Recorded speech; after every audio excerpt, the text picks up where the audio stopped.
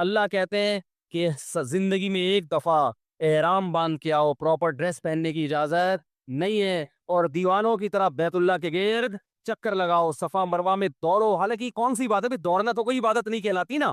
اللہ نے کہا دوڑو، بیت اللہ کے غلاف سے لپٹ کے، بیت اللہ کے دروازے سے اپنے رخسار کو رگڑ کے میرے سامنے رو، جیسے محبوب کسی سے لپٹ کے محبت کا اظہار کر رہا ہوتا ہے۔ میدان عرفات میں مٹی میں اپنی ناک کو رگڑو۔ تو یہ جو اللہ نے عبادت کا ایک خاص طریقہ رکھا ہے، یہ طریقہ صرف ان کو سمجھ میں آئے گا جو دیوانوں کی طرح اپنے رب سے محبت کرتے ہیں۔ جن کی طبیعت میں دیوانوں والی محبت نہیں ہے، وہ اس طریقے کو، اس طریقہ عبادت، یہ والا طریقہ ان کی سمجھ میں نہیں آئے گا۔ تو کہیں گے یہ کیا ہے بھائی، ہم 3 پیس سوٹ ٹائی پہنا کرتے تھے، اللہ میاں نے بولا ایک دھوتی پہنو اوپر سے ایک چادر۔ یہ کیا ہے، وہاں جا کے کیا کر رہے ہیں، گھوم رہے ہیں، حجر اسود کو چوم رہے ہیں۔ کیا ایک پتھر ہی تو ہے بھائی، اس کو کیوں چوم رہے ہیں بھائی؟ بیت اللہ کا، بیت اللہ سے نسبت ہے اس کی، یہ اللہ کا گھر ہے۔ کیسے دیواروں سے لوگ رخساروں کو لگا رہے ہوتے ہیں وہاں۔ وہ شعر یاد آتا ہے، امر من الدیار دیار لیلا اقبل ذا الجدار وذا الجدار وما حب الدیار شغفن قلبی ولكن حب من سکن الدیار۔ جو مجنو تھا نا، وہ لیلا کے گھر در و دیوار، اس زمانے میں محبوبائیں پردہ کیا کرتی تھیں، ٹھیک ہے نا، ڈیٹ ویٹ کا سسٹم ایجاد نہیں ہوا تھا، موبائل پہ ایزی لوڈ اور یہ سب مس کالیں وس کالیں چلتی نہیں تھی۔ کبوتر بازی ہوتی تھی، وہ کبوتر لے کے آتا، وہ کبوتر باز وقت کہیں اور بھی چلا جاتا تھا، ٹھیک ہے، تو بڑی پرابلم تھی۔ تو یہ جو مجنون ہے نا، یہ لیلا کے عشق میں کیا کر رہا ہے، اس کی دیواروں کے گرد چکر لگا رہا ہے، اور بڑے سخت پہرے ہیں غیرت مند مردوں کے، وہ نکلنے نہیں دیتے۔ تو یہ چکر لگا رہا ہے اور پھر محبوبہ کی دیواروں کو چوم رہا ہے، پھر لوگوں سے کہتا ہے کہ بھائی امر من الدیار دیار لیلا اقبل ذا الجدار وذا الجدار۔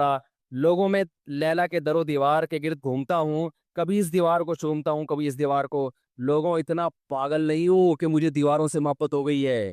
وما حب الدیار شغفن قلبی، تم مجھے دیکھ کر پہلے ہی مجنوں کے تانے مجھے مل رہے ہیں، لوگ دیوانہ کہہ رہے ہیں، پاگل کہہ رہے ہیں، کہہ رہے ہیں اللہ کی قسم اتنا پاگل نہیں ہو کہ دیواروں سے محبت ہو جائے۔ ولیکن حب من سکن الدیار، ان دیواروں کی نسبت جس محبوب کی طرف ہے، اس محبوب کی محبت نے مجھے دیواروں کو چومنے پر مجبور کر دیا۔ یہ رشتہ ختم ہو جائے، یہ دیواریں میری نظر میں وہ ٹکے کی نہیں ہیں۔ بیت اللہ کی دیواریں بھی سیمنٹ گارے کی بنی ہے میرے بھائی، اس کا غلاف بھی کپڑے کا غلاف ہے، وہ کوئی مریض سے نہیں آیا ہوا، یہی سیمنٹ، یہی بجری، یہی ریت، کسی سے وہ اینٹیں بنی ہیں۔ لیکن ان اینٹوں کو دیکھنے کے لیے، اس غلاف کو چومنے کے لیے، اس غلاف کے گرد طواف کرنے کے لیے ہم 6 7 7 لاکھ روپے خرچ کر کے جاتے ہیں، اور لاکھوں کے مجمع میں جہاں پھسلنے کا بھی خطرہ ہو، جان کا بھی خطرہ ہو، اس بیت اللہ کے گرد گھومتے ہیں۔ اس کی وجہ بھی یہی ہے کہ ہمیں ان دیواروں سے محبت نہیں ہے۔ ان دیواروں کی نسبت کس کی طرف ہے؟ خالق کائنات۔ اس نے کہہ دیا کہ یہ کس کا گھر ہے، رہتا بھی نہیں ہے وہ وہاں پہ، رہتا بھی نہیں ہے، بنایا بھی انسانوں نے اس کو، لیکن رب نے کیا کہہ دیا، یہ گھر کس کا ہے، میرا۔ بس اتنی نسبت ہمارے لیے کافی ہے۔ بیت اللہ سے عشق کرنے کے لیے، بیت اللہ سے محبت کرنے کے لیے ہمارے لیے اتنی دلیل کافی ہے کہ اس بیت اللہ کو، یہ رب نے کیا کہہ دیا اس کے بارے میں کہ کس کا گھر ہے، میرا۔ بس اتنا کہہ دیا، اب ہمیں کوئی ڈاکومنٹ نہیں چاہیے اس کے لیے، کوئی ثبوت نہیں چاہیے، مزید کوئی ثبوت نہیں چاہیے۔ یہ نسبت ہمیں مجبور کرتی ہے کہ ہم لاکھوں لاکھوں روپے خرچ کر کے اس گھر کی زیارت کے لیے جاتے ہیں اور اپنا پسینہ وہاں جا کے بہاتے ہیں۔ کتنی ٹینشن میں نے بوڑھے بوڑھوں کو دیکھا ہے، بوڑھے بوڑھے لوگوں کو دیکھا ہے، کتنی ٹینشن۔ یہ تو آج بیت اللہ کی زیارت آسان ہو گئی، جب بیت اللہ کی زیارت آسان نہیں تھی، لوگ جب بیت اللہ پہ پہلی نظر پڑتی تھی بے ہوش ہو جایا کرتے تھے، اٹیک ہوئے لوگوں کو، موت ہوئی ہے لوگوں کی۔ ابراہیم علیہ السلام نے اللہ کا گھر بنایا اور کیا اعلان کیا، اللہ اس ایسی زمین پہ گھر بنا رہا ہوں جہاں نہ گھاس کا تنکا اور نہ پانی، لیکن تو اس جگہ کو ایسا بنا دے کہ تہوی الیہ افئدۃ الناس، کہ لوگوں کے دل اس کی طرف لڑکنا شروع کر دیں۔ کوئی انٹرٹینمنٹ کی جگہ نہیں ہے وہاں پہ۔ مری میں ہوتا، سوئٹزرلینڈ میں ہوتا تو ہم کہہ سکتے تھے بھائی اصل میں تو سوئٹزرلینڈ ہے، نام بیت اللہ کا لیا جا رہا ہے، دیکھنا کیا چاہتے ہیں مولانا صاحب، سوئٹزرلینڈ گھومنا چاہتے۔ اللہ نے ایسی جگہ بنایا سنگ لاخ پار، یہ تو اب آباد ہو گیا، ورنہ تو آپ جہاز میں دیکھتے ہوں گے چٹانے، خوش سنگلاخ چٹانے۔ ایسی جگہ بنایا کہ یہاں آنے والا سوائے بیت اللہ کی محبت کے، اس کے دل میں اس کے علاوہ اور کوئی جذبہ نہ ہو۔ اور یہی وجہ ہے کہ آج وہاں جدہ پہ جو کچھ ہوتا ہے، جدہ ایئرپورٹ پہ سب جانتے ہیں، لوگ کیوں برداشت کرتے ہیں؟ کسی اور ایئرپورٹ پہ اتنی سختی ہو اور یہ کچھ ہو، لوگ اس ملک میں جائیں گے؟ چھوڑ دیں گے۔ یہ بیت اللہ کی محبت ہے جو لوگوں کو کھینچ کے لاتی ہے۔ تو اللہ نے حج کیوں رکھا ہے؟ دیوانگی کے اظہار کے لیے۔ یہ نبی صلی اللہ علیہ وسلم نے فرمایا ذاق طعم الایمان من رضی باللہ ربا وبالاسلام دینا وبمحمد صلی اللہ علیہ وسلم نبیا۔ اسلام کا ذائقہ چکھ لے گا وہ شخص جس نے اللہ کو اللہ مان لیا، نبی کو نبی مان لیا، اور اللہ کی کتاب کو کتاب مان لیا۔ تو آپ نے فرمایا اسلام کا ذائقہ، اس سے پتہ چلتا ہے اسلام میں کیا ہے، ایک چاشنی، ایک لذت ذائقہ ہے۔ ایک آپ ملکی قوانین کو فالو کرتے ہیں، اس میں لذت نہیں ہے، چاشنی نہیں ہے، لیکن جب اللہ کے دین پہ چلتے ہو تو اس میں اللہ نے ایک ذائقہ بھی رکھا ہے، لطف اور مزہ بھی رکھا ہے، لیکن یہ لطف اور مزہ صرف انہی کو محسوس ہوتا ہے جو اللہ کو اللہ ہونے کے لحاظ سے راضی ہو جاتے ہیں اور اس سے محبت کرنا شروع کر دیتے ہیں۔ اللہ تعالیٰ سے دعا ہے کہ اللہ تعالیٰ ہمیں بھی اپنے گھر کی زیارت نصیب فرمائے، اور جذبے کے ساتھ۔ علماء کہتے ہیں وہاں جا کے برائیاں کرنا، اس سے وہاں کی جو ایک روحانی قوت وہاں ملنی چاہیے تھی، وہ قوت کیا ہو جاتی ہے؟ ختم ہو جاتی۔ تو اللہ تعالیٰ ہمیں بھی زیارت نصیب فرمائے۔ بقرعید میں جانور کو قربان کرنے کا حکم دیا۔ بظاہر بڑا ترس آتا ہے اس جانور کے اوپر، ہمیں بھی آتا ہے، ہم بھی انسان ہیں، ہم نے بکرا پالا تھا، میں تو حج پہ گیا ہوا تھا، تو گھر والوں نے ویڈیو بنا کے بھیجی۔ بکرا پہلے سوچتا ہے یار 10 دن تک ایسے ہار پھول ڈالے جا رہے ہیں میرے گلے میں، گھاس کھلائی جا رہی ہے، ایسی پیار محبت کی باتیں، اچانک لٹا کے کیا کرتے ہیں؟ گلا کاٹ، چیخ رہا ہوتا ہے وہ۔ ترس آتا ہے انسان کو، اور ترس آنا ہی قربانی ہے۔ اگر ترس ہی نہیں آ رہا پھر قربانی تھوڑی ہے، تو گوشت کھا لیا آپ نے۔ ابراہیم علیہ السلام جب اپنے بچے کو ذبح کرنے کے لیے لٹا رہے تھے تو ان کو ترس آ رہا تھا کہ نہیں آ رہا تھا؟ بولو نا یار، آپ لوگ پتہ نہیں کیا مسئلہ ہے آپ لوگ کے ساتھ یار، نیمبو لا کے لکھوں گا میں، سب لوگ تھوڑا تھوڑا کھائیں۔ غم بھی ہو رہا تھا نا، یہی تو قربانی تھی۔ ساس کو اگر حکم دیا جاتا کہ بہو کو ذبح کرو، کیا خیال ہے؟ یا بہو کو حکم دیا جاتا ساس کو ذبح کرو، یہ قربانی ہوتی؟ ساس کہتی اچھا ہے، سانپ بھی مر گیا اور لاٹھی بھی ثواب کا ثواب اور بہو بھی شاٹ۔ باپ کو حکم دیا جا رہا ہے کیا کرو؟ بیٹے کو ذبح کرو۔ ابراہیم علیہ السلام کو اللہ نے حکم دیا اپنی زوجہ حضرت ہاجرہ کو شام سے چل کے، ارض شام سے، اور مکہ کی بیابان زمین میں چھوڑ کے آ جاؤ جہاں نہ پانی ہے نہ گھاس کا تنکا ہے۔ حضرت ابراہیم اس پہ خوش تھے، طبعی طور پر غم تھا نا ان کو کہ اپنی اس شہیدی زوجہ کو میں کہاں چھوڑ کے آ رہا ہوں۔ پرہیزگار زوجہ تھی، کتنی پرہیزگار کہ ابراہیم علیہ السلام کے حکم پر بھی انہوں نے عمل کیا، تبھی تو قربانی تھی کہ دل غم زدہ تھا۔ آج کسی کو حکم دو اپنی بیگم کو وہاں چھوڑ کے آ جاؤ، وہ پرینک بنے بھی ہوتے ہیں نا، بیگم صاحبہ میکے جا رہی ہیں، بندہ کہہ رہا ہے بہت افسوس ہو رہا ہے، جیسے ہی وہ منہ ادھر ہوتا ہے ناچنا شروع کر دیتا ہے خوشی۔ کتنے لوگ ایسے ہیں جو انتظار کر رہے ہیں کاش ہمیں بھی 10 دن مسلسل خواب آئے کہ اپنی بیگم کو سسرال چھوڑ کے آ جاؤ، بڑے مکہ نہ چھوڑو، کہاں چھوڑ کے آ جاؤ۔ آپ لوگوں کے علاوہ کی بات کر رہا ہوں، وہ چاہ رہے ہیں کہ یار اللہ ہمیں بھی کوئی آرڈر دے تاکہ ثواب کا ثواب اور قربانی ہی، لیکن یہ قربانی نہیں ہوگی۔ وہ ایک صاحب نے مجھے کہا کہ وہ میرے ابا جو تھے نا، وہ انہوں نے دوسری شادی کی تو میری والدہ کا انتقال ہو گیا تھا تو انہوں نے کر لی، تو کہہ رہے میں نے کہا میں بھی کرتا ہوں۔ تو ابا نے کہا کم بخت، میری تو بیوی مر گئی تھی تو میں نے کی ہے، تیری تو زندہ ہے۔ تو میں نے کہا ابا میری نہیں مر رہی تو میرا کیا قصور ہے اس میں؟ میری نہیں مر رہی تو میرا کیا قصور ہے؟ آپ لوگ کے علاوہ کہ یہ جذبات ہیں۔ تو قربانی جو ہے یہ صرف مذاق ہی ہے بھائی، اس کو سیریس نہ لیں۔ خواتین بہت غصہ ہوتی ہیں کہ ہمارے خلاف بولتا رہتا ہے، ہمارے خلاف بولتا ہے۔ تو اگر میں یہ بیان بھی کر رہا ہوں تو اس میں نیگیٹو میں بیان کر رہا ہوں نا کہ کتنے نالائق مرد ہو گئے ہیں آج کے، یہ خوشی سے تھوڑی بیان کر رہا ہوں۔ سوال پیدا ہو پھر ہنسی کیوں آ رہی ہے؟ اگر خوشی سے بیان نہیں ہو رہا، ہنسی آپ لوگ کو دیکھ کے آ رہی ہے۔ کیا آپ لوگ باتوں سے اتنا خوش ہو رہے ہیں؟ عملاً کتنا خوش ہوتے ہوں گے؟ بات کرنے پر اتنی خوشی ہو رہی ہے آپ لوگوں کو، اگر عملاً اللہ نے حکم دے دیا کہ اس کو سسرال چھوڑ کے آ جاؤ تو آپ خوشی سے پاگل ہو جائیں گے۔ آپ سے مراد آپ کے علاوہ۔ اچھا خیر، جلدی سے ہم ٹاپک کو مکمل کریں، وقت بھی پورا ہو گیا ہے۔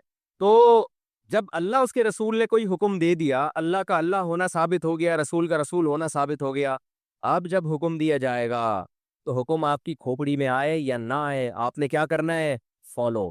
حج میں بھی تو ایسا ہی ہوتا ہے، حج تو ایسی ٹریننگ ہے، ایسی پریکٹس ہے کہ اپنی عقل کراچی سے آئے ہو تو کراچی پہ رکھ کے آؤ۔ ہم جاتے ہیں بیت اللہ کی زیارت کے، اصل تو حج بیت اللہ کا ہے، وَلِلَّهِ عَلَى النَّاسِ حِجُّ الْبَيْتِ۔ علماء کہتے ہیں ہر عبادت کا ایک سبب ہوتا ہے، حج کا سبب بیت اللہ ہے، اللہ کا گھر، اس کی زیارت کے لیے، لیکن ہوتا کہاں ہے؟ عرفات میں۔ 9 ذی الحجہ کو اللہ کہاں بھیج دیتا ہے؟ بھائی دل تو چاہ رہا ہے بیت اللہ میں جائیں، بیت اللہ کا غلاف پکڑیں، ملتزم سے چمٹیں، اللہ کہتے ہیں نہیں، کہاں جانا ہے؟ میدان عرفات میں جمع ہونا ہے، بلکہ 8 ذی الحجہ کو موو کر جانا ہے منی میں، بیت اللہ سے دور۔ پھر 9 تاریخ کو کہاں جانا ہے؟ عرفات، اور دور ہو جاؤ بیت اللہ سے، وقوف عرفات میں ہوگا۔ اے اللہ عرفات کے بعد ہمیں لے آ تو بیت اللہ، نہ اب مزدلفہ میں رات کو قیام کرنا ہے، پھر کیا کریں؟ مزدلفہ سے منا جانا ہے، شیطان کو کنکریاں مارنی ہے، اور یہ سارے کام 2 چادروں میں کرنے ہیں۔ اور پہلے دن جو شیطان کو کنکری مارنی ہے، 2 شیطان چھوڑ کے تیسرے والے کو مارنی ہے، پہلے 2 کو نہیں مارنی۔ کیوں بھائی؟ یہ تو راستے میں آ رہے ہیں، جب آپ جا رہے ہیں مینا کی طرف تو پہلے پہلا شیطان آئے گا، پھر دوسرا آئے گا، پھر تیسرا۔ نہ نہ نہ، پہلے کو بھی نہیں، دوسرے کو بھی نہیں، کس کو؟ تیسرے کو۔ یا اللہ، یہ کیا ہے؟ یہ شیطان تو یہ بھی ہے نا، یا یہاں بھی آیا تھا نا شیطان؟ دوسرے دن تینوں کو مارنی ہے، تیسرے دن بھی تینوں شیطانوں کو، پہلے دن 2 کو کیوں معاف کر دیا؟ اللہ کہے گا جب میں کوئی آرڈر دے رہا ہوں، آپ کھوپڑی استعمال کرنے کی اجازت، کیونکہ اگر کھوپڑی استعمال کی، اس طرح لمٹ کو کیا کر رہے ہو؟ کراس۔ بلکہ اس سے بڑا اشکال تو یہ ہوتا ہے کہ کنکریاں مار کیوں رہے ہیں اس کو؟ وہاں شیطان تھوڑی ہے کوئی، وہاں تو ابراہیم علیہ السلام کے سامنے شیطان آیا تھا تو تھا نا، اب تھوڑی ہے۔ لیکن حکم ہے کہ آپ نے کیا کرنا ہے؟ سنت ابراہیمی کو زندہ کرنا ہے، اور یہ کام آپ 15 لاکھ روپے خرچ کر کے کرو گے، 12 لاکھ، 10 لاکھ۔ لبرل لوگ چیختے رہ جائیں گے 10 لاکھ سے کسی غریب کی شادی کرا دیتے، اتنے مفتی صاحب کے شادیوں پہ بیان سنے، پھر بھی 10 لاکھ کسی غریب کی شادی کرائے بغیر کہاں چلے گئے؟ کنکریاں مارنے، حج کرنے۔ 10 لاکھ ان چیزوں پہ خرچ کیا۔ جس کو مذہب سمجھ میں نہیں آتا اس کو یہ سارے کام کیا لگتے ہیں؟ فضول۔ یہ کرنے گئے ہم 12 لاکھ، 10 لاکھ۔ اللہ سے امید ہے کہ انشاءاللہ اگلے سال تک 10 کروڑ کا ہو جائے گا حج، جس حساب سے مہنگائی چل رہی ہے نا۔ جتنا جلدی ہو سکے کر لیں آپ لوگ، سمجھ رہے ہو؟ تو پھر کیا ہے کہ جی آپ اس کے بعد پھر جانور ذبح کریں، پھر آپ حلق کرائیں۔ 10 لاکھ آپ نے ٹینڈ کر، میں نے حلق نہیں کرایا، قصر کرایا، میرے بال یہاں تک تھے تو یہاں تک ہو گئے ہیں۔ آپ کہہ سکتے ہیں ٹینڈ کرانے میں کیا جا رہا تھا؟ ٹینڈ کرانے میں یہ جا رہا تھا کہ لوگ ٹینڈ کو ضروری سمجھنا شروع کر دیا لوگوں نے، ورنہ مجھے ٹینڈ ہونے سے کوئی تکلیف نہیں ہے، کیونکہ میں نے پہلی دفعہ جب حج کیا تو ٹینڈ کرائی میں نے، اس کے بعد میں نے عمرہ کیا تو قصر کا مطلب 1 انچ بال۔ تو بہت لوگ اعتراض کر رہے تھے کہ یہ کیسا حج ہے، آپ نے ٹینڈ نہیں کرائی؟ میں نے کہا اب میں قصر ہی کراؤں گا، کہ تمہیں کیا تکلیف ہے؟ جب اللہ نے اجازت دی ہے قصر کی تو آپ کو کیا ہوا؟ ہاں، حلق میں 3 گنا ثواب زیادہ ہے، اس میں تو 2 رائے نہیں ہے، حلق میں ثواب زیادہ ہے، لیکن اللہ نے جب آپشن دے دیا کہ چاہو قصر کراؤ چاہو حلق کراؤ، تو ثواب تو پھر اس آدمی کا معاملہ ہے نا، اس میں دوسرے کو کیوں ہو رہا ہے کہ بھئی یہ کیوں نہیں؟ پھر مجھے خیال ہوا کہ یار یہ جو ایک چیز جو لازم نہیں ہے اس کو لوگ لازم سمجھ رہے ہیں نا، اس کی بھی نفی ضروری ہے۔ یہاں آنے کے بعد میں نے سوچا میں ٹینڈ کرا دوں، پھر میں نے کہا یار اب وہ لک بھی نہیں آئے گا، ثواب تو ملے گا ہی نہیں، اور وہ حج کی ٹینڈ الگ ہی ہوتی ہے، اس کا الگ ہی نور ہوتا ہے۔ اب دوبارہ عمرے پہ گئے تو دہشت گردی کا جڑ سے خاتمہ کر دیں گے، نہیں بھی کیا تو یہ آپ کا میٹر نہیں ہے، میرا ذاتی مسئلہ ہے، کیا خیال ہے؟ خیر بات کو سمیٹوں جلدی سے، تو کیسے کام کرائے جا رہے ہیں بھائی؟ رمی، پھر ٹن کرا دو، اس کے بعد اب کیا کرنا ہے؟ طواف زیارت، جو حج کا طواف ہے وہ بقرعید کے 3 دنوں میں ہی کرنا ہے۔ اے اللہ اتنا رش ہے، 3 دن کے علاوہ کچھ حکم دے دے۔ اللہ نے کہا نہیں، میں اسلام کی شوکت پوری دنیا کے سامنے ظاہر کرنا چاہتا ہوں، اگر بقرعید کے یہ 3 دن عظیم دن ہے، ایام نہر ہے، قربانی کے دن ہے، عید کے دن ہے، حج کا جو طواف ہے وہ عید کے دنوں میں ہی ہوگا، عید کے دنوں کے علاوہ نہیں ہوگا۔ کیوں؟ عید کا دن ہے، مسلمانوں کی عظمت، شوکت، طاقت، تو 30-40 لاکھ کا مجمع 3 دن کے اندر جب بیت اللہ کا طواف کرے گا، اور اتنا رش اسلام کے بارے میں دنیا دیکھے گی کہ اسلام زندہ ہے 1400 سال کے بعد بھی پوری چمک دھمک کے ساتھ۔ اسلام کیا ہے؟ اپنے زندہ ہونے کا ثبوت دے رہا ہے، دنیا دیکھتی ہے یہ مناظر، ایسے چیونٹیوں کی طرح اور شہد کی مکھیوں کی طرح لوگ بیت اللہ سے چمٹے ہوئے ہوتے ان 3 دنوں میں۔ یہ حج کا اصل طواف یہ والا ہے، حج کا، جس کے لیے بیت اللہ کو بنایا گیا، جس میں قرآن میں آتا ہے نا وَلِلَّهِ عَلَى النَّاسِ حِجُّ الْبَيْتِ، لوگوں پر لازم ہے کہ اللہ کے لیے بیت اللہ کا طواف کریں، تو یہ والا طواف ہے وہ جس کو حج کا رکن کہا جاتا ہے۔ تو اللہ نے کہا 3 دن کے اندر، اور کمال یہ کہ اللہ نے ایسا لازم قرار دے دیا کہ اللہ نے کہا کہ اس کے بغیر آپ کی بیوی آپ پر حلال نہیں ہوگی۔ عورت اگر یہ طواف نہ کرے تو وہ شوہر پہ حلال نہیں، شوہر یہ طواف نہ کرے تو بیوی بھی حلال نہیں اس پر، دونوں ایک دوسرے پر حرام جب تک دونوں طواف نہ کر لیں، کیونکہ اس کا خطرہ تھا کہ پتلی گلی سے نکل نہ لے لوگ، کہ یار بہت رش ہے بھائی، بہت رش ہے، ہم سے نہیں، اور اگلے سال آ کے ہم قضا کر لیں گے، جیسے ہوتا ہے نا قضا پڑھ لیں۔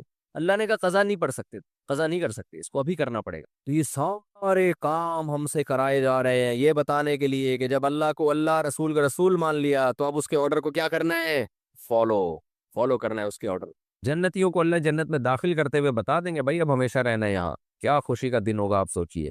لَهُم مَا يَشَاءُونَ فِيهَا، ان کے لیے اس جنت میں جو وہ چاہیں گے ملے گا۔ وَلَدَيْنَا مَزِيدٌ، اور اللہ کہیں گے ہمارے پاس اور بھی بہت کچھ ہے۔ یہ اور بہت کچھ سے کیا مراد ہے؟ حدیث سے یہ بات ثابت ہے کہ اس سے مراد ہے اللہ کا دیدار۔ نبی صلی اللہ علیہ وسلم نے فرمایا جب جنتی جنت میں چلے جائیں گے تو اللہ ان سے کہیں گے کہ کیا میں تمہیں مزید ایک نعمت نہ دوں؟ تو وہ کہیں گے الم تبیض وجوہنا، اے اللہ تو نے ہمارے چہروں کو روشن کر دیا، ہمیں سب کچھ دے دیا، اب مزید کیا ہے تیرے پاس؟ یعنی جنتی خیال کریں گے کہ اس جنت میں اور مزید کا بھی کوئی یعنی چانس ہے، کوئی گنجائش ہے مزید کی بھی؟ یہ ایسے ہی ہے جیسے آپ کسی ہوٹل میں گئے اور آپ کے پاس 20 قسم کے کھانے لا کے رکھ دیے ہوں، تو وہ آ کے ہوٹل والا آپ سے کہہ رہا ہو کہ اور بھی کچھ چاہیے، تو آپ کہیں گے بھائی ابھی مزید کا بھی کوئی گنجائش ہے؟ تو جنت میں ہر نعمت دیکھیں گے تو وہ فرشتے اللہ تعالیٰ ان جنتیوں سے کہیں گے مزید بھی تمہیں کچھ چاہیے؟ میرے پاس مزید بھی ہے۔ وہ کہیں گے بھائی اے اللہ سب کچھ تو مل گیا۔ پھر اللہ تعالیٰ اپنے اور بندوں کے درمیان حجاب کو ہٹا دیں گے اور لوگ اللہ کی زیارت کریں گے جو جنتی، نبی صلی اللہ علیہ وسلم نے فرمایا اس زیارت میں ایسا محو ہوں گے کہ جنت کی بھی ہر نعمت کو وہ بھول جائیں گے۔ وَكَمْ أَهْلَكْنَا قَبْلَهُمْ مِنْ قَرْنٍ، اللہ فرماتے ہیں کتنی ہی بستیاں ان سے پہلے ہم نے ہلاک کر دی، ہم اشد منہم بطشا، جو ان سے بھی زیادہ پکڑ میں سخت تھی، بڑی طاقتور قومیں تھیں، یہ تو ان کی عسکری قوت تھی۔ فَنَقَّبُوا فِي الْبِلَادِ، اب ان کی معاشی قوت کیا تھی؟ وہ گھس گئے تھے شہروں میں، یعنی ترقی کرتے کرتے سفر تجارت کے شہروں میں گھس گئے تھے، یعنی بہت سارے شہروں میں ان کے سفر تھے، تجارتی سفر، لیکن کیا ہوا؟ حل من محیص، کیا ہوا کوئی بچانے والا، کوئی پناہ گاہ؟ محیص کا مطلب پناہ گاہ، کوئی ملی ان کو پناہ گاہ؟ تھی کوئی پناہ گاہ؟ تو تجارت کرتے تھے دنیا میں، دوسرے ملکوں میں جا جا کے ارب پتی بن گئے تھے، کیا کوئی پناہ ملی ان کو؟ ان فی ذلک لذکری، بے شک اس بات پہ نصیحت ہے، لمن کان لہ قلب، ہر اس شخص کے لیے جس کے سینے میں دل ہو، او القى السمع، یا اس نے اپنی سماعت کو ہمارے سامنے ڈال دیا، وہو شہید، اور وہ حاضر بھی ہو، نہیں دل سے حاضر ہو۔ میں نے ترجمے میں اس کی تفسیر یہ بتائی تھی کہ یا او جو ہے یہاں بل کے معنی میں ہے، لیکن ایک دوسری تفسیر ہے جس کو حضرت حکیم الامہ نے اختیار کیا ہے، مولانا شیخ تھانوی رحمہ اللہ نے، وہ تفسیر کیا ہے کہ لمن کان لہ قلب، کہ ان باتوں میں یعنی قرآن میں یا سورہ قاف میں جو آیتیں اللہ نے بیان کی ہیں ان میں نصیحت ہے، لمن کان لہ قلب، ہر اس شخص کے لیے جس کے سینے میں دل ہے، یا دل نہ بھی ہو، یعنی دل کا مطلب دل کی مکمل توجہ نہ بھی ہو تو کم از کم اتنا کر لے کہ اپنی سماعت کو ہماری طرف متوجہ کر لے اور دل کو حاضر رکھنے کی کوشش کرے، یعنی مکمل دل سے بھی نہ سنے، نہ صرف اوپر اوپر سے آیتیں سن لے تھوڑی سی توجہ کے ساتھ تو بھی اثر کر جائیں گی یہ آیتیں اس کے اوپر، یعنی ان آیتوں میں اتنی طاقت ہے۔ جو بالکل ہی ضدی ہٹ دھرم ہے، جن کے سینوں پہ دلوں پہ مور لگ چکی ہے، ان پر اثر نہیں ہوگا، یعنی ان پر ہماری آیتوں کا اثر نہیں ہوگا۔ جو تھوڑی بھی توجہ کے ساتھ سن رہا ہے اور اس کے دل میں عناد نہیں ہے، یعنی وہ اس نے یہ تہیہ نہیں کر رکھا کہ میں نے اللہ پر ایمان ہی نہیں لانا ہے، تو ایسے شخص کو بھی نصیحت اثر کرے گی جو تھوڑی سی توجہ دے، یعنی جس کے لمن کان لہ قلب کا مطلب جس کے سینے میں دل ہے، دل تو ہر ایک کے سینے میں ہوتا ہے، یہ کنایہ ہے کہ جو مکمل دل کے ساتھ سنے اس پر بھی اثر ہوگا، اور جو مکمل دل کے ساتھ نہ بھی سنے بس وہ ہماری محفل میں حاضر ہو، تھوڑا سا دل متوجہ کرے اور سماعت کو ہماری طرف ڈال دے، یعنی کانوں سے آیتیں گزر بھی جائیں تو بھی اثر کر جاتی ہے۔ ایسے ہی ہے بہت سے حضرات اسی طرح مسلمان ہوئے کہ کہیں سے گزر رہے تھے اور نبی صلی اللہ علیہ وسلم کی تلاوت ان کے کان میں پڑی تو ایک دم ٹھہر گئے وہ، اور ایسا متاثر ہوئے، تو چلتی پھرتی بھی نصیحت بہت دفعہ اثر کر جاتی ہے۔ تو اللہ کہتے ہیں ہماری آیتوں میں طاقت ہے، تو اس سے مراد یہ ہے کہ جن لوگوں پر ہماری آیتوں کا اثر نہیں ہو رہا وہ انتہائی درجے کے ضدی اور انتہائی درجے کے ہٹ دھرم ہے، وہ فیصلہ کر کے بیٹھے ہوئے ہیں کہ ہم نے ہدایت حاصل نہیں کرنی ہے۔ وَلَقَدْ خَلَقْنَا السَّمَاوَاتِ وَالْأَرْضَ وَمَا بَيْنَهُمَا فِي سِتَّةِ أَيَّامٍ، اب جس مضمون سے اللہ نے ان آیتوں کو شروع کیا تھا نا سورہ قاف کو، کہ ہم مردوں کو دوبارہ زندہ کریں گے، اسی مضمون پہ اللہ ختم کر رہے ہیں کہ ہماری طاقت یہ ہے کہ ہم نے آسمانوں اور زمینوں کو اور آسمان اور زمین کے درمیان جو کچھ ہے سب کچھ 6 دنوں میں پیدا کیا ہے۔ 6 دنوں کی تفصیل میں پہلے کئی دفعہ بتا چکا ہوں۔ وَمَا مَسَّنَا مِن لُغُوبٍ، اور ہمیں تھکاوٹ نے ذرا بھی نہیں چھوا۔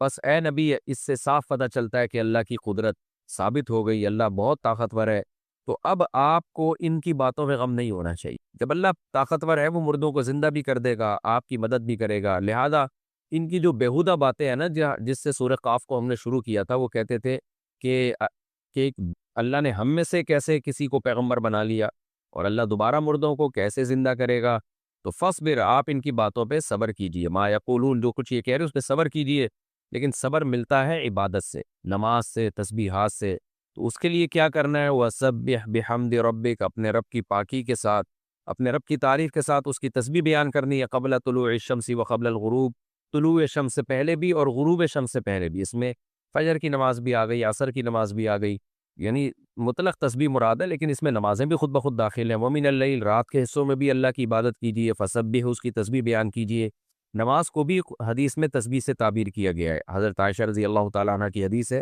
نماز پڑھ رہی تھی تو انہوں نے اس کو تسبیح سے تعبیر کیا. تو خود تسبیح میں نماز، یعنی جب ہم کہتے ہیں نا سبح، تو حدیث میں سبح کا لفظ نماز کے معنی میں استعمال ہوا ہے. بہرحال آیت مطلق ہے، نماز بھی اس میں داخل ہے، اور ہر طرح کی اللہ کی حمد و ثنا. وہ ادبار السجود، اور سجدوں کے بعد بھی، یعنی نماز کے بعد بھی اللہ کی حمد و ثنا کیجیے. تبھی ہم نماز کے بعد 33 دفعہ سبحان اللہ، الحمدللہ، اللہ اکبر پڑھتے ہیں. وَاسْتَمِعْ يَوْمَ يُنَادِ الْمُنَادِ، اور جس دن پکارنے والا پکارے گا اس کی طرف کان لگا کے دھیان دیجیے. یہ کنایا ہے، مطلب یہ کہ قیامت کا انتظار کیجیے، اصل فیصلہ قیامت کے دن ہوگا، اور یہ پکارنے والا بہت قریب سے پکارے گا. یعنی ہر ایک کو ایسا لگے گا جیسے میرے قریب کھڑے ہو کر سور پکارا جا رہا ہے، سور میں پھونکا جا رہا ہے.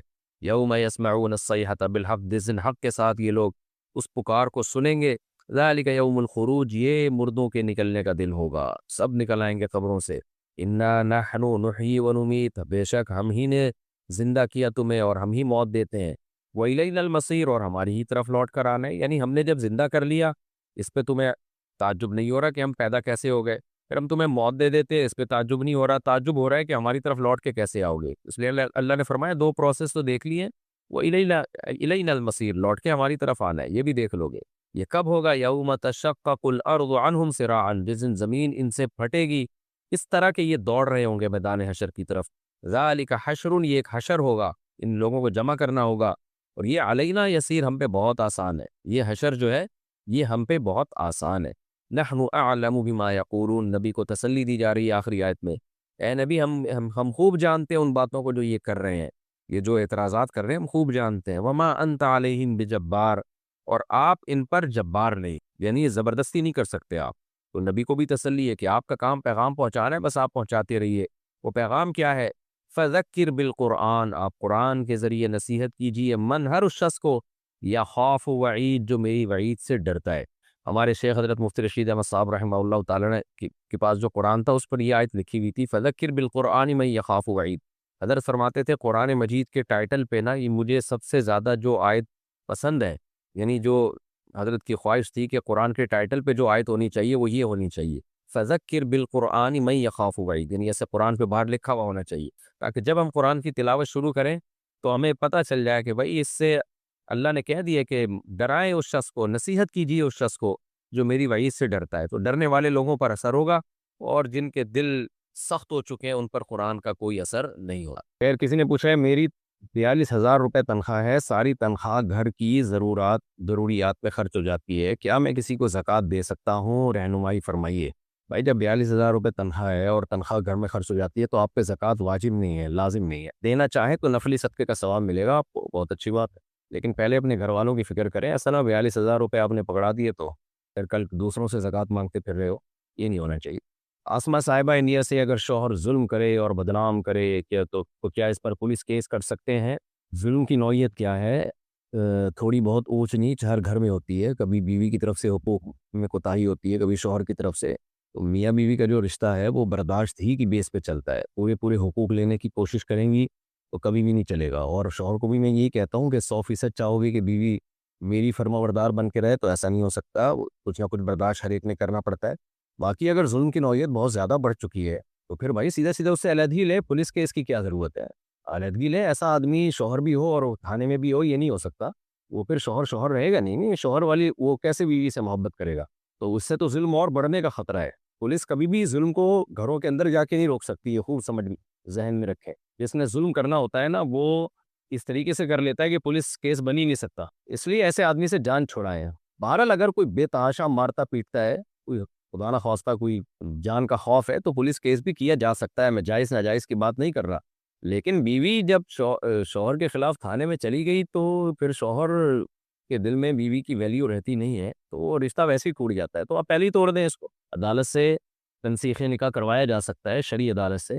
اگر واقعی شوہر سنگین نوعیت کا ظلم کر رہا ہے جو ناقابل برداشت ہے، ایسی صورت میں تو پھر کورٹ کا سہارا لینا چاہیے. یعنی خلا بھی لیا جا سکتا ہے، تنسیخ نکاح بھی. خلا کا مطلب تو یہ سیدھا شوہر سے کہا جائے بھی میری جان چھوڑو. لیکن اگر کوئی ایسے علاقے میں ہے کہ جہاں شوہر جان بھی نہیں چھوڑتا اور کوئی عدالت بھی نہیں ہے، کوئی کورٹ بھی نہیں ہے شرعی عدالت، اور عورت کو خطرہ ہے کہ یہ بند رکھا ہوا ہے اس نے اور باقی جان سے مار دے گا، کوئی راستہ ہی نہیں ہے اس کے پاس، یا ہڈی وڈی توڑ دے گا، یا بے تحاشا جانوروں کی طرح کوٹتا پیٹتا ہے، یا بات بات پہ ذہنی ٹارچر کر کے دماغی مریض بنا دیا ہے، تو پھر ایسی صورت میں ظاہر ہے مظلوم عورت کے پاس پولیس کے علاوہ کوئی راستہ رہتا نہیں ہے۔ خاندان کے بڑے بھی بعض دفعہ ساتھ نہیں دے رہے ہوتے، یعنی یہ تمام چیزیں تو جب ہے کہ پہلے عورت ایسے مرد سے علیحدگی لے، تو علیحدگی کے تمام دروازے بند ہو جائیں تو پھر ہے کہ آپ جائیں کورٹ کی طرف، کیونکہ بات یعنی سوری تھانے کی طرف، کیونکہ بعد میں بھی پھر علیحدگی ہی ہونی ہے، تو پہلے ہو جائے اور نقصان سے پہلے ہو جائے زیادہ اچھا ہے۔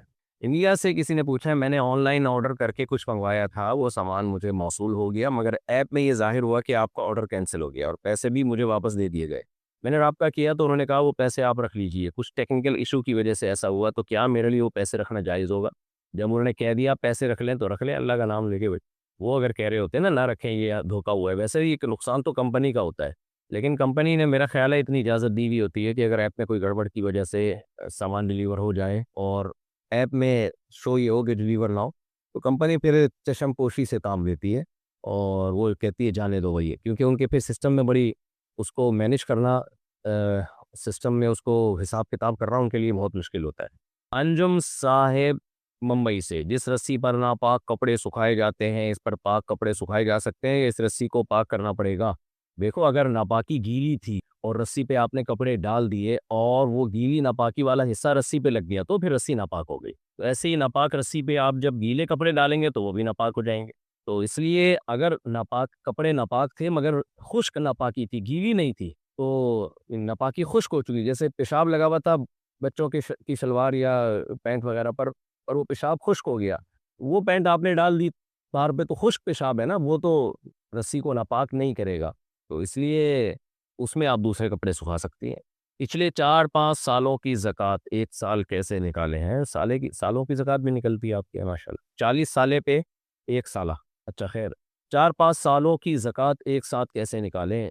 جب کبھی ہمارے پاس 2 لاکھ تھے، کبھی 3 لاکھ، اب یاد نہیں تو حساب کیسے لگائیں؟ خود آپ نے غفلت کی ہے اور آپ اپنی ٹینشن میری طرف ٹرانسفر کر رہے ہیں کہ آپ کیسے لگائیں۔ بھائی آپ کو پتا ہوگا کہ ہر سال جس تاریخ کو آپ کی زکوٰۃ نکلتی ہے اس تاریخ کو آپ کے پاس کتنے پیسے تھے، تو زکوٰۃ سال میں ایک اسپیسیفک ایک تاریخ کو نکلتی ہے، خوب سمجھ لیں، یعنی حساب ایک تاریخ کو لگایا جاتا ہے، تو آپ نے غور و فکر کرنا ہے۔ جیسے آپ کی زکوٰۃ فرض کریں 1 رمضان کو نکلتی ہے، تو آپ نے دیکھنا ہے پیچھے ماضی میں جانا ہے، ہر سال 1 رمضان کو آپ کے پاس کتنے پیسے تھے، ایک اندازہ لگا لیں۔